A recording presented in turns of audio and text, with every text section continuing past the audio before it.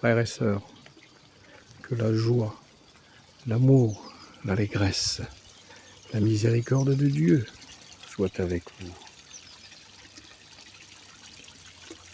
Écoutez la nature, frères et sœurs. Écoutez ces oiseaux qui chantent. L'eau, les fleurs, les arbres, le ciel, le soleil. Et oui, frères et sœurs, la création de notre Dieu d'amour, notre Dieu tout-puissant, notre Créateur du ciel, notre bienfaiteur, qui nous donne tout parce qu'il nous aime. Et oui, frères et sœurs, il nous aime, Dieu. Il est bon dans toute sa splendeur.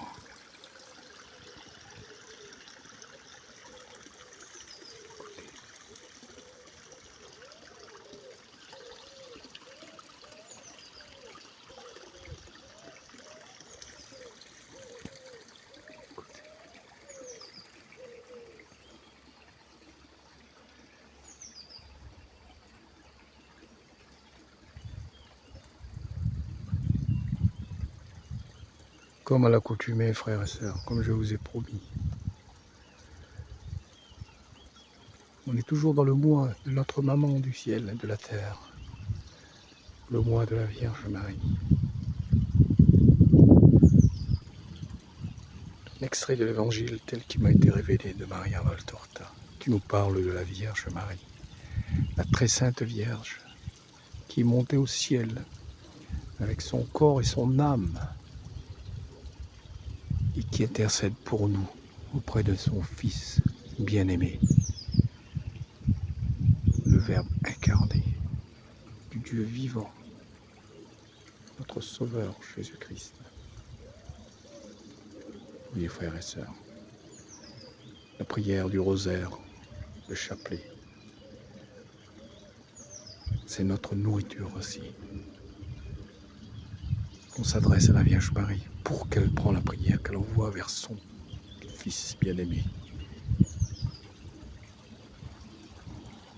Oui, frères et sœurs. Alors la Vierge très sainte est toujours présente. On passe par lui pour aller vers Jésus-Christ. Cette prière de la Vierge Marie qui nous réconforte, qui nous donne tout. Et ça vient de Dieu. Écoutez un extrait de la naissance de la Vierge Marie. Il y a beaucoup qui ne connaissent pas. Je vous donne un petit extrait. Je vous laisse écouter, frères et sœurs. Partagez avec vous ce passage de l'évangile tel qu'il m'a été révélé de Maria Valtorta. Que du bonheur, frères et sœurs, que du bonheur.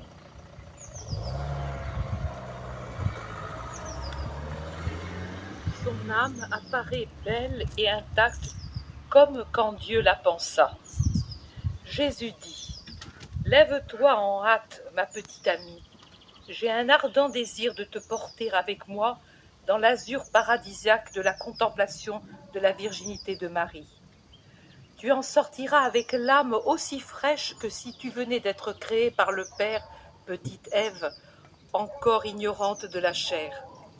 Tu en sortiras avec l'esprit illuminé, parce que tu seras plongé dans le chef-d'œuvre de Dieu. Tu en sortiras avec tout ton être débordant d'amour, parce que tu auras compris comme Dieu s'est aimé. Parler de la conception de Marie, la sans tache, cela signifie plonger dans l'azur, dans la lumière, dans l'amour. Viens et lis ses gloires dans le livre de l'ancêtre. Dieu m'a possédé dès le commencement de ses œuvres, dès le commencement avant la création. Il m'a établi à l'origine des êtres avant que fût créée la terre. Lorsque les abîmes n'existaient pas encore, il m'avait déjà conçu. Les sources d'eau vive ne coulaient pas encore, et les montagnes ne s'étaient pas dressées avec leurs masses imposantes, et les collines n'étaient pas exposées au soleil, que j'étais engendré. Dieu n'avait pas encore fait la terre, les fleuves et l'axe du monde, et moi j'étais. Quand il préparait le ciel, j'étais présente. Quand par l'effet d'une loi immuable, il enferma l'abîme sous la voûte des cieux, quand dans les hauteurs il assura la stabilité de la voûte céleste et il fit les sources d'eau vive, quand il fixait à la mer ses limites et imposait des lois à ses masses d'eau, quand il ordonnait aux eaux de ne pas franchir leurs limites, quand il jetait les fondements de la terre, j'étais avec lui pour organiser toutes les choses. Dans une joie sans fin, je jouais au milieu de l'univers. Vous avez appliqué ces paroles à la sagesse, mais elles parlent d'elle, la mère toute belle, toute sainte, la Vierge Mère de la sagesse que je suis personnellement, moi qui te parle. J'ai voulu que tu écrives le premier vers de cet hymne en tête du livre qui parle d'elle, pour qu'on reconnaisse et que l'on sache quelle est la consolation et la joie de Dieu, la raison de la constante, parfaite, intime joie de ce Dieu un et trine qui vous gouverne et vous aime, et à qui l'homme a donné tant de motifs de tristesse. La raison pour laquelle il a perpétué la race humaine, alors qu'à la première épreuve, elle méritait la destruction. La raison du pardon que vous avez obtenu. Avoir Marie pour en être aimé. Oh, cela valait bien la peine de créer l'homme, de le laisser vivre, de décréter qu'il serait pardonné, pour avoir la Vierge belle, la Vierge sainte, la Vierge immaculée, la Vierge possédée par l'amour, la fille bien-aimée, la mère toute pure, l'épouse aimante. Dieu vous a donné, et vous aurez encore donné davantage pour posséder la créature qui fait ses délices, le soleil de son soleil, la fleur de son jardin. Et il continue à vous donner tellement par elle sur ses demandes, pour sa joie, parce que sa joie va se confondre avec la joie de Dieu, et l'augmente des lueurs qui font étinceler la lumière, la grande lumière du paradis. Et toute étincelle est une grâce pour l'univers, pour la race humaine, pour les bienheureux eux-mêmes, qui répondent dans un cri étincelant d'Alléluia pour tout miracle de Dieu, créé par le désir de Dieu trine, de voir l'étincelant sourire de joie de la Vierge.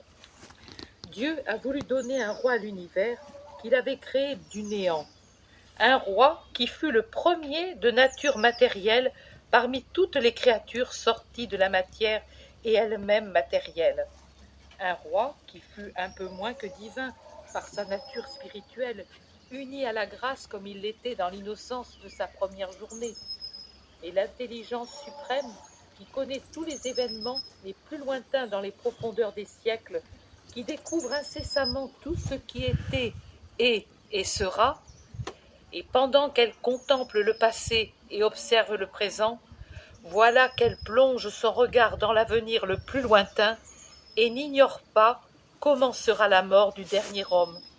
Tout cela sans confusion ni discontinuité. Elle n'a jamais ignoré que le roi qu'elle avait prévu, créé pour être semi-divin à ses côtés dans le ciel, héritier du Père, arrivé adulte dans son royaume après avoir vécu dans la maison de sa mère, la terre dont il a été formé, durant son enfance de fils de l'Éternel, pendant son séjour terrestre. Elle n'a pas ignoré qu'il aurait commis contre lui-même le crime de tuer en lui la grâce et le vol de se dérober du ciel. Pourquoi alors l'avoir créé? Certes, beaucoup se le demandent. Auriez-vous préféré ne pas exister? Ne méritait-elle pas pour elle-même, bien que pauvre et nue, et devenue âpre par votre méchanceté, d'être vécue, cette journée terrestre, pour connaître et admirer l'infinie beauté que la main de Dieu a répandue dans l'univers? Pour qui aurait-il fait ces étoiles et ces planètes qui se déplacent comme des flèches en rayant la voûte du firmament, ou s'avancent avec une lenteur apparente mais majestueuse dans leur course de bolide, vous procurant lumières et saisons, et vous donnant éternel, immuable et pourtant toujours changeant, une nouvelle page à lire sur l'azur, chaque soir, chaque mois, Chaque année, c'est comme s'il voulait vous dire, oubliez la prison, laissez de côté vos publications remplies de choses obscures, putrides, sales, venimeuses, menteuses, blasphématoires, corruptrices, et élevez-vous au moins par le regard vers la liberté sans limite des cieux. Faites-vous une âme d'azur en regardant tant de sérénité. Faites-vous une provision de lumière. Oui, frères et sœurs, cet extrait qui nous rappelle justement la création de Dieu le Père, notre Dieu Tout-Puissant, la création divine de la femme sans tache, la Vierge, la mère de Jésus-Christ.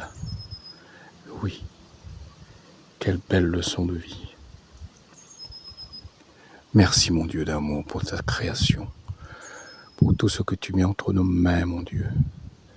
Tu es le Dieu vivant qui nous donne vie, qui nous aime. Nous te louons, nous te bénissons, nous te rendons grâce, mon Dieu d'amour, pour ta création, pour l'univers, pour tout le monde. Merci, mon Dieu. Frères et sœurs, soyez bénis dans toutes vos actions. Que Dieu vous assiste. Amen.